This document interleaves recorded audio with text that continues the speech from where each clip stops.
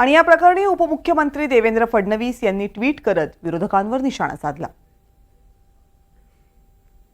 देवेंद्र फडणवीस यांनी आपल्या ट्विटमध्ये लिहिलंय की अचानक इकोसिस्टीम अशी कार्यान्वित झाली की जणू आभाळ कोसळलं। फरक फक्त इतकाच आहे की आधीचे पंतप्रधान त्यांच्या निवासस्थानी इफ्तार पार्टी ठेवायचे आणि त्याला सरन्यायाधीश उपस्थित राहायचे, पण